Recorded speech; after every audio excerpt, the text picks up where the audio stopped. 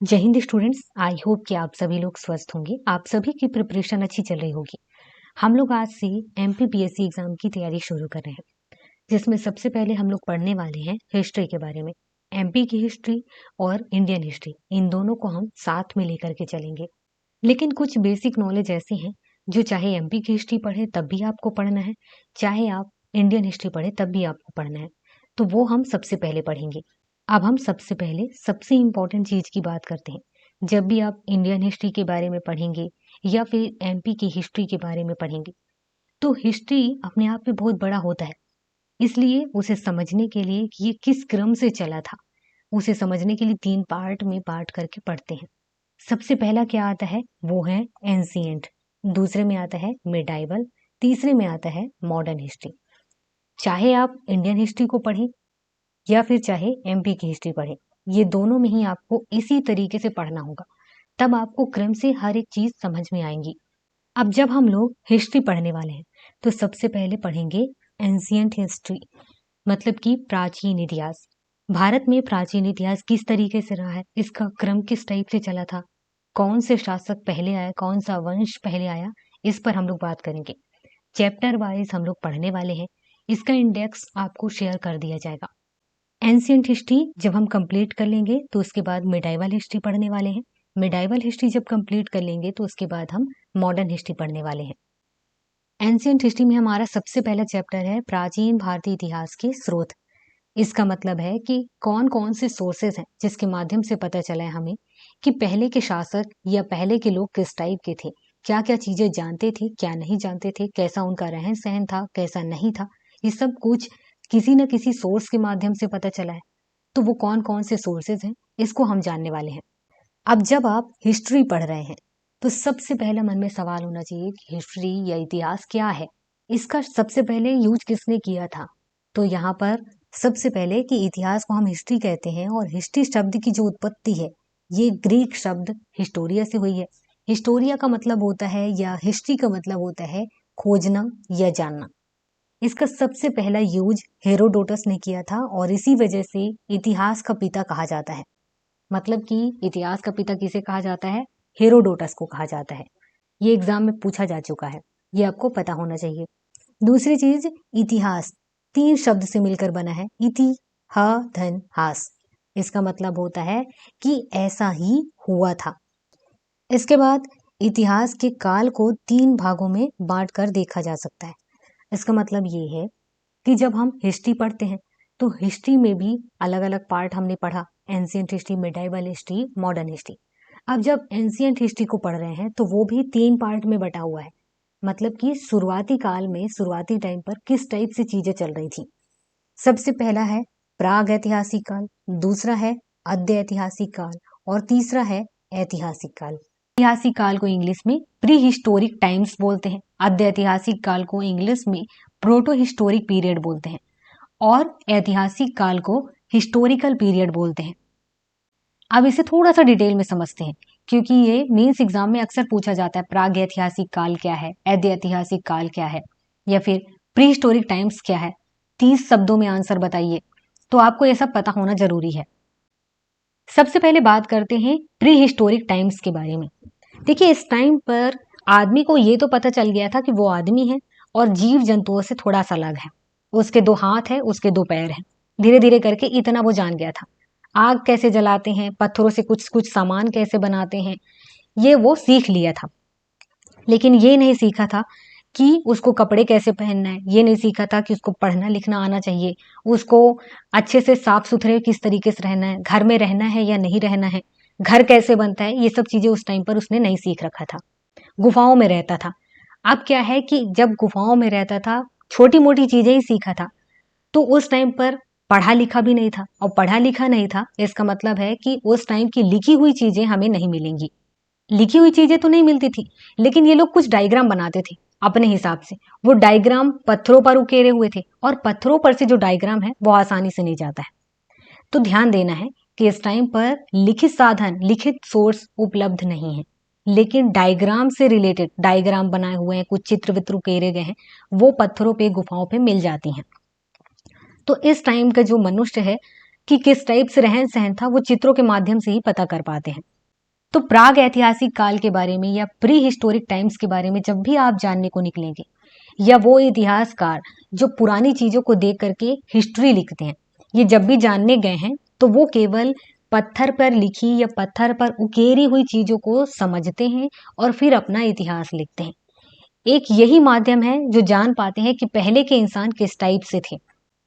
तो जो हिस्टोरियन है वो लोग जब भी हिस्ट्री लिखते हैं तो ये लोग टोटल पुरातात्विक साक्ष्य पर निर्भर रहते हैं, मतलब कि आर्कियोलॉजिकल जो सोर्सेज हैं टोटल उस पर निर्भर रहते हैं, डिपेंड रहते हैं। आर्कियोलॉजिकल सोर्स में क्या क्या आते हैं, जैसे कि अभिलेख हैं, सिक्के हैं, उसके अलावा कुछ स्मारक और भवन हैं, इन पर ये लोग डिपेंड रहते हैं। अब हम बात करते हैं आद्य ऐतिहासिक काल या प्रोटो हिस्टोरिक पीरियड के बारे में। ये वो टाइम था जहां पर आदमी लिखना पढ़ना थोड़ा बहुत सीख लिया था। मतलब ये है कि इस टाइम पर जो सामान मिले हैं, जो सोर्सेस मिले हैं, उसमें लिखी हुई चीजें मिलने लगी हैं। तो हम ये कह सकते हैं कि हमारे पास लिखी हुई जो सोर्सेज हैं वो मिलने लगी और ये लोग लिखने पढ़ने लगे थे। थोड़ी बहुत घर बनाना लग गए थे, पशुपालन करने लग गए थे, एक जगह रहने लगे थे, घुमक्कड़ों की तरह नहीं घूमते थे। तो यहाँ पर इस टाइम पर इतना ये लोग सीख चुके थे। और जो हथियार बनाने का काम है, तो ये लोग पत्थर से जो हथियार बनाते थे उसकी क्वालिटी भी इस टाइम तक चेंज हो चुकी थी। अब इन लोगों ने जो चीजें लिखी थी वो इतनी इस टाइप की थी कि पढ़ा नहीं जा सकता था और ना ही उसका कोई अर्थ निकाल पा रहे थे। मतलब आज के जो लोग पढ़ रहे हैं वो समझ ही नहीं पा रहे हैं कि लोगों ने क्या लिखा था। ये तो समझ गए कि इन लोगों ने कुछ लिखा है, पर क्या लिखा है ये समझ में नहीं आ रहा। तो इन लोग की भाषा जो है वो हम लोग आज तक नहीं पढ़ पाए। तो आद्य ऐतिहासिक काल को हम ये कह सकते हैं कि ये लोग लिखना तो जान रहे थे, पर क्या लिख रहे हैं या किस टाइप से लिख रहे हैं उसे हमने आज तक नहीं जाना है। अब हम बात करते हैं हिस्टोरिकल पीरियड के बारे में। इस टाइम पर जो इंसान था, मनुष्य था, ये पढ़ने लगा था, लिखने लगा था, अच्छे से रहने सहन बोलने चालने लग गया था। इसके अलावा जाति धर्म ये सब चीजें इस टाइम पर जानने लगा था। राजा होने लगे, वैश्य होने लगे, शूद्र होने लगे, ये सब इसी टाइम पर था। इसी टाइम पर अलग अलग टाइप के बिजनेस हो गए कि कौन जूता बनाएगा, कौन दर्जी होगा, कौन किसानी का काम करेगा, ये सब इसी टाइम पर था। इसी टाइम के लोग इतने अच्छे से पढ़े लिखे हो गए थे कि इनके पास से जितनी भी चीजें हमें मिली हैं वो इतने अच्छे से मिली कि हम उसे अब पढ़ सकते हैं। और जब भी हिस्टोरियन हिस्ट्री लिखते हैं तो उनको यहाँ पर 3 सोर्सेज मिल जाते हैं हिस्ट्री लिखने के लिए।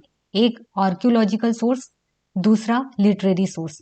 लिटरेरी सोर्स में इंडियन लिटरेरी और जो विदेशी लेखक थे उन लोगों की लिखी हुई किताबें भी हम लोग पढ़ लेते हैं। इसलिए जो हिस्टोरियन है वो इनको भी यूज करके फिर हिस्ट्री लिखते हैं। अब जब आपको ये कहा जाए कि आपको इंडियन हिस्ट्री के बारे में जानना है तो आप जानने के लिए कौन कौन सी चीजों का यूज करेंगे, यही चीज यहाँ पर समझना। भारतीय इतिहास को जानने के लिए हम उसे 3 भागों में बांट कर देख सकते हैं कि वो कौन कौन सी चीजें हैं जिसके माध्यम से आप समझ पाएंगे कि भारतीय इतिहास, इंडियन हिस्ट्री में क्या क्या चीजें हुई थी। एक है आर्कियोलॉजिकल सोर्स। ये वो सोर्स है जिसको बहुत आसानी से नहीं मिटाया जा सकता, खत्म नहीं किया जा सकता। दूसरा है literary source. Indian literary source है और विदेशियों के द्वारा, फॉरेनर जो थे उनके द्वारा भी लिखा गया था, विदेशी यात्रियों के द्वारा। तो उनके भी लिखे हुए जो सोर्सेज हैं उनको यूज करके हम बता सकते हैं कि इंडियन हिस्ट्री किस टाइप से रही, इंडिया में पुराने टाइम पर क्या क्या चीजें चली थी। एग्जाम में इसके बारे में पूछा जाता है, आप प्रीवियस ईयर के क्वेश्चन पेपर देखना। चलिए, अब जैसे कि हमने बात किया आर्कियोलॉजिकल सोर्स। आर्कियोलॉजिकल सोर्स कितने टाइप के होते हैं, मतलब उनमें कौन कौन चीजें शामिल हैं। एक है अभिलेख, दूसरा है स्मारक और भवन, तीसरा है सिक्के, चौथा है मूर्तियां, पांचवा है चित्रकला। अभिलेख, अभिलेख का मतलब कि जैसे कि पत्थर है उन पर लिखा हुआ है उकेरे हुए। स्मारक और भवन इनको बताने की जरूरत है नहीं, कितने सारे भवन हैं। सिक्के मिलती हैं, अलग अलग टाइप की करेंसियां मिलती हैं, मूर्तियां मिलती हैं और अलग अलग टाइप की चित्र मिलते हैं। जैसे कि भीमबेटका को आप देख लो, वहां की जो चित्र है वो काफी फेमस है कि पहले के टाइम के लोग ऐसे ऐसे चित्र बनाते थे, उनका रहन सहन कुछ इस टाइप से था। तो ये वो सोर्सेज हैं जिनको मिटाया भी नहीं जा सकता है और ये बहुत ही अच्छे सोर्सेज हैं जिससे आप समझ पाएंगे कि ये पहले ऐसा ही होता था। अब यहाँ पर आपके मन में ये सवाल तो आना ही चाहिए कि ये जो हम अभिलेखों के बारे में बात किया, स्मारक, भवन, सिक्के, मूर्तियां, चित्रकला, ये बाद में भी तो बनाई गई हैं, कैसे पता चलेगा कि ये प्री हिस्टोरिक टाइम का है, ये प्रोटो हिस्टोरिक टाइम का है या फिर हिस्टोरिकल पीरियड का है। तो देखिए हमारे यहाँ एक माप का तरीका बनाया गया है और वो एग्जैक्ट माप मतलब उसको सबसे ज़्यादा मान्यता मिली है, लोग सबसे ज़्यादा उसी का यूज करते हैं, वो है कार्बन 14। कार्बन 14 का यूज करके ही पता चला कि ये लगभग इस टाइम की चीजें हैं, ये अभिलेख इस टाइम का है, ये करेंसी इस टाइम का है। अब बात करते हैं लिटरेरी सोर्सेस के बारे में। लिटरेरी सोर्सेस दो टाइप के हैं जिस पर हमने बात किया, एक इंडिया में लिखा गया है या इंडियन के द्वारा लिखा गया है और एक फॉरेनर के द्वारा लिखा गया है। सबसे पहले बात करते हैं इंडियन के द्वारा। तो यहाँ पर ये तीन पार्ट में बटा हुआ है, एक है धार्मिक साहित्य, दूसरा है धर्मनिरपेक्ष साहित्य, तीसरा है संगम साहित्य। धार्मिक साहित्य में जैसे कि सबसे ज्यादा फेमस होता है ब्राह्मण साहित्य। ब्राह्मण साहित्य में जैसे कि उपनिषद आते हैं, महाकाव्य आते हैं, ये सब। इसके बाद है बौद्ध साहित्य और जैन साहित्य। दूसरा आता है धर्मनिरपेक्ष साहित्य। धर्मनिरपेक्ष साहित्य में कौटिल्य का अर्थशास्त्र ये सबसे ज्यादा फेमस है, इसके बारे में आपने सुना भी होगा।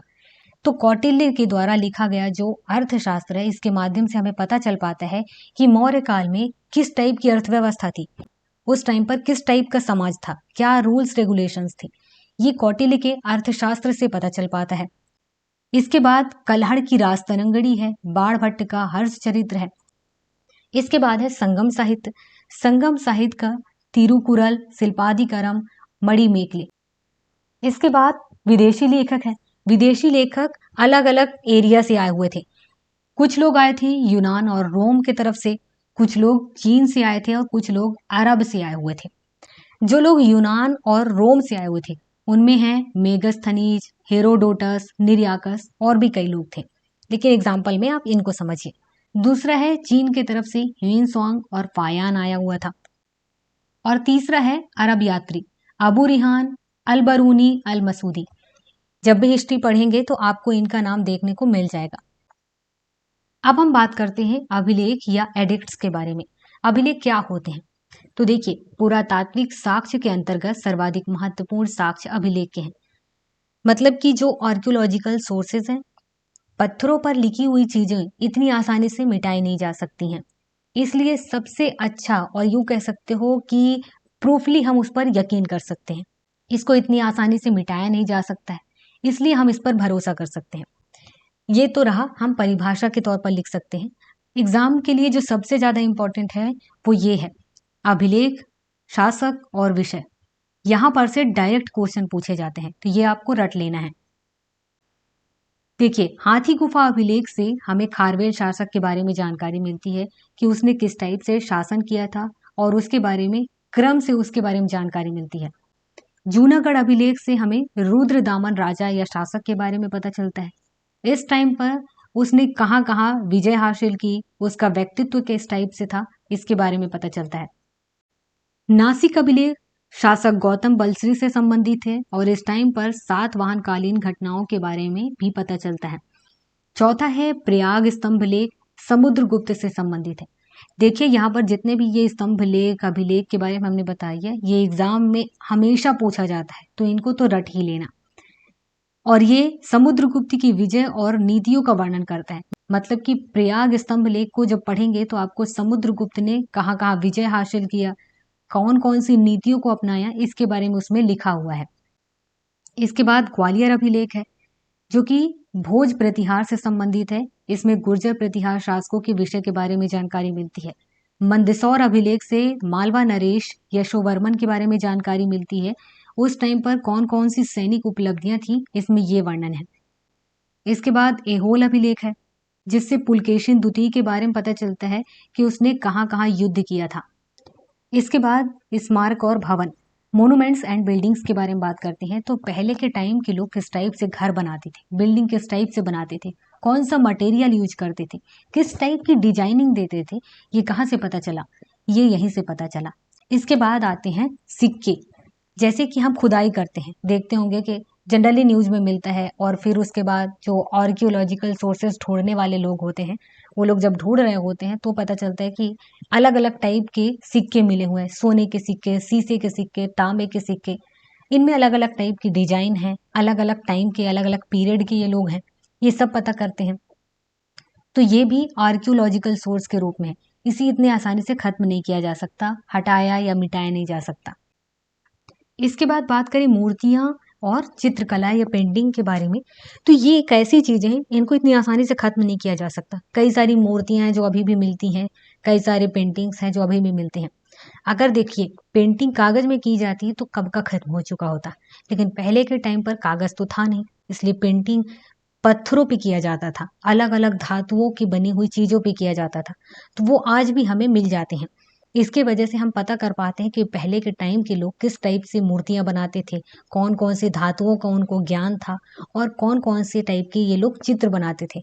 और चित्र से पता चलता था कि लोग कैसे रहन सहन, किस टाइप के माइंडसेट वाले थे।